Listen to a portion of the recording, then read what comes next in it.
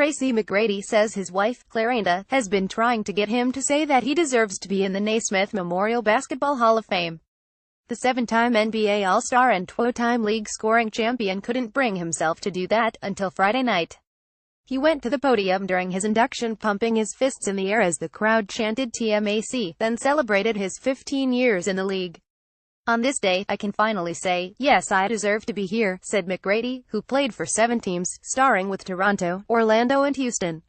"I am truly humbled. I'm grateful and proud to be in the class of 2017. McGrady was among 11 basketball greats enshrined Friday night. The class also includes former ABBA and NBA star George McGinnis, former UConn and WNBA star Rebecca Lobo, Kansas men's coach Bill Self, Notre Dame women's coach Muffet McGraw, former Texas high school coach Robert Hughes, former Harlem Globetrotters player and Nouner Manny Jackson, NCAA administrator Tom Jernstedt and former European star Nick Gallis, former Chicago Bulls general manager Jerry Krause, and former Globetrotter and New York Reds player Zach Clayton were honored posthumously. McGrady had earlier told reporters his celebration was being tempered by the impact of Hurricane Harvey on his family and neighbors in Texas. His estate in Sugar Land, Texas, suffered only minor damage from the storm, allowing him and his wife to take in the families of 5 relatives and friends for 3 days after mandatory evacuations.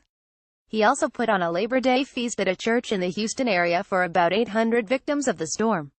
"My sister was at the house, and I was trying to take her home and driving to her house. Just seeing cars underwater and you don't know if people are in there, it's real," he told reporters.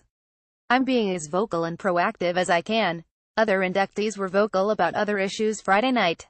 Jackson talked about being born in a boxcar in Missouri and rising to become a player and later a successful business executive and owner of the Globetrotters.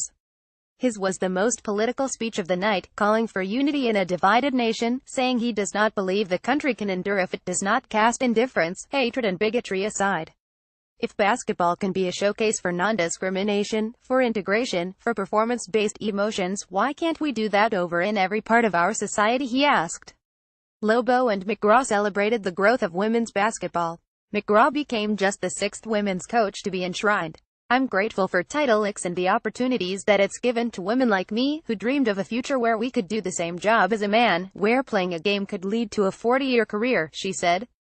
Lobo told a story about when her oldest daughter, Siobhan, was 5 years old and saw her father watching a UConn men's game. She said to him, "I didn't know boys play basketball too." Self, 54, told the Associated Press he feels a little uncomfortable being enshrined in the middle of his career, which includes 931 seasons and an NCAA championship in 2008. "I hope it doesn't mean that I'm on my last leg yet," he said. "I think this will be motivation to try and validate it, always. I'll work harder now than ever to validate being thought of with these other fraternity members." Self spent part of his speech listing the Kansas basketball coaching greats in the Hall of Fame. "James Naismith, Phog Allen, Larry Brown, Roy Williams and me. What is wrong with that picture?" he joked.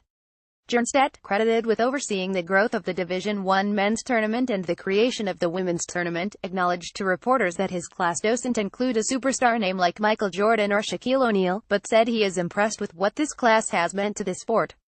"I didn't know 3 or 4 of these people very well at all before, but the contributions they've made are so impressive," he said. "Hopefully now, more people will understand that, and reach out and learn more about them."